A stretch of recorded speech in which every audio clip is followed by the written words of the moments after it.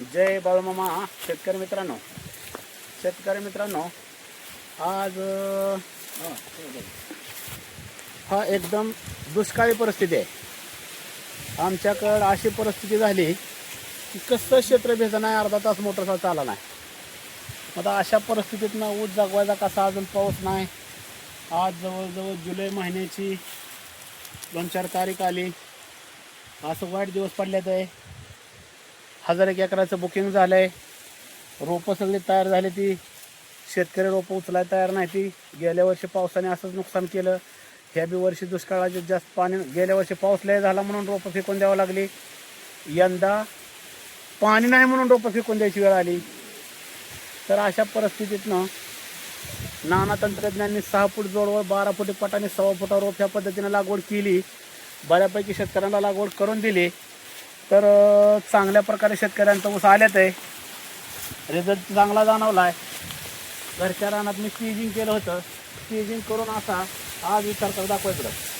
ह्या कांडीची साईज बघा, 10 इंचाची 12 इंचाची कांडी आहे. ही कांडी जर 50 कांड्या ऊस गेला तर ऊस किती फूट वाढला असता हे आपल्याला दाखवून स्टेजिंग वर न्यायचा होता ऊस. पण काय, निसर्गाच्या पुढं सगळं हात टेकलं, स्टेजिंग उभा केलं आणि वाऱ्याचा फटका बसला. स्टेजिंग वाळायच्या ते स्टेजिंग सगळं पडलं. ऊस पडला त्यामुळे आता उभा करायचं नाही. ठीक आहे, बघू पुढच्या वर्षी प्रयोग करू, काय परत कुठे जायचं नाही.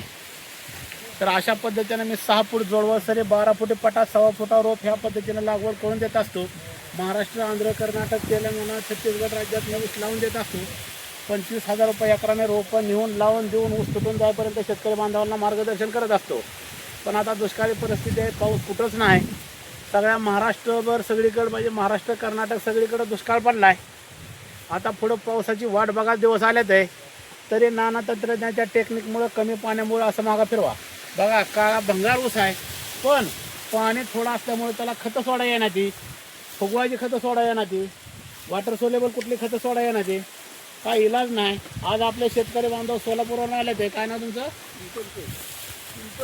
पिंपरकर. किती वय आहे त्या माणसाचं? एखाद्याला छंद किती असतो. अशा वयात माणूस सोलापूरवरून नाना तंत्रज्ञानाचा ऊस बघायसाठी आपल्या शहाजीनगर, रेडा तालुका, इंदापूर जिल्हा पुणे येते. त्यांना पण अशा पद्धतीने ऊस लावायचा. सोलापूरच्या खाली कुठलं गाव आहे? विंचूरला त्यांना अशा पद्धतीने शेती करायची. तर ह्या वयात त्यांना चाला येत नसताना त्यांच्या साथीदारांना घेऊन तिथं रानात आल्या. ते आपलं नवनाथ सुतार आहेत, पांढरंग भोसले आहेत, चव्हाण सर आहेत, बाकीचे शेतकरी बांधव आले ती. तर आता बोलताल चव्हाण सर, कसा वाटतोय नाना तंत्रज्ञान? बाबा पण बोलताल, परत सांगा बाबा.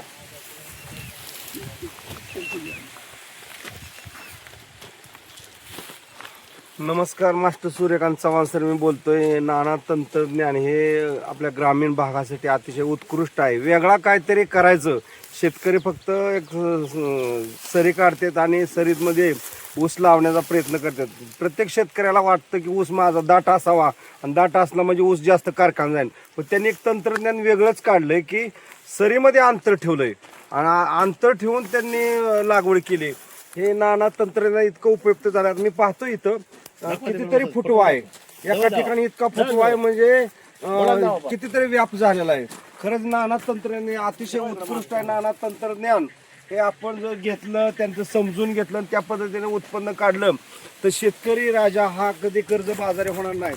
म्हणून मी सगळ्यांना विनंती करतो की नाना तंत्रज्ञान हे आपण समजून घ्यावं आणि त्यांच्या पद्धतीने आपण लागवड केली तर नक्कीच आपण चांगलं पीक घेऊ.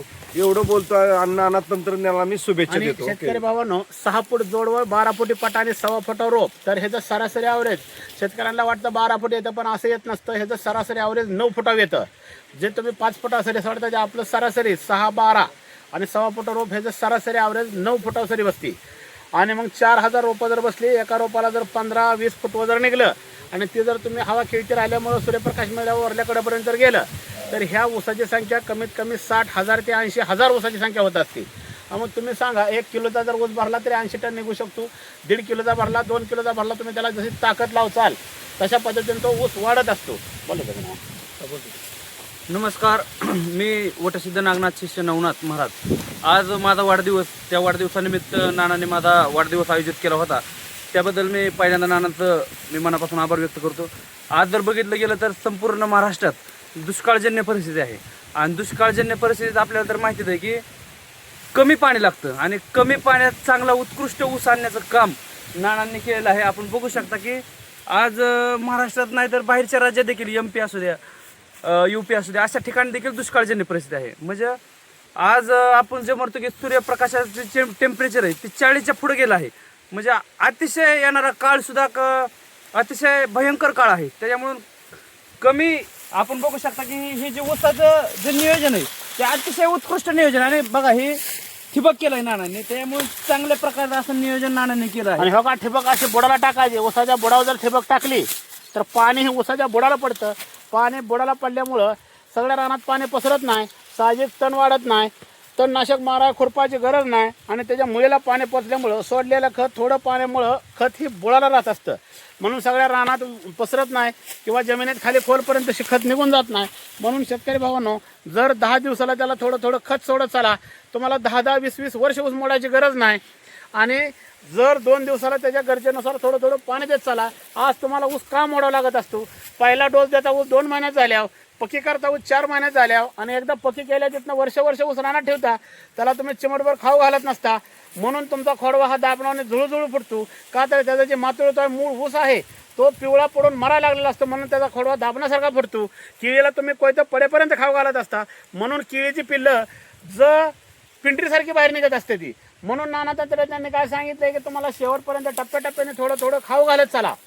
खाऊ घातलं आणि जर समजून चला तुम्ही जर 1 टनाला 1000 रुपये ह्याप्रमाणे जर खर्च केला तर 100 टनाला 1 लाख रुपये तुम्ही खर्च केला तर साधारण कमीत कमी ह्या वर्षी 4000 रुपये ऊसाचा दर जाईल. म्हणजे तुम्ही 1 लाख रुपये जर टनाला 1000 रुपये प्रमाणे 100 टनाला 1 लाख खर्च केला तर त्यात तुम्ही सहज 4 लाख रुपयाचं उत्पन्न काढू शकता भावांनो. तर एवढं 4 लाख रुपये जर 10-12 महिन्यात कशात होते ते 1.5 वर्षात कशात होते ते पण मला सांगा तुम्ही.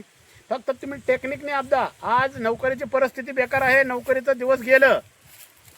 5%, 10% पोराला नोकरी लागत नाही. म्हणून नोकरीच्या मागं पळण्यापेक्षा शेतीला डोकं लावा. 6 फूट जोडवळ करा, 12 फुटे पटा करा, 6 फूट रोप लावा आणि व्यवस्थापनानुसार जर 10 दिवसाला त्याला थोडं थोडं खाऊ घालत चला. जय बाळूमामा, जय श्रीराम. जय बाळूमामा.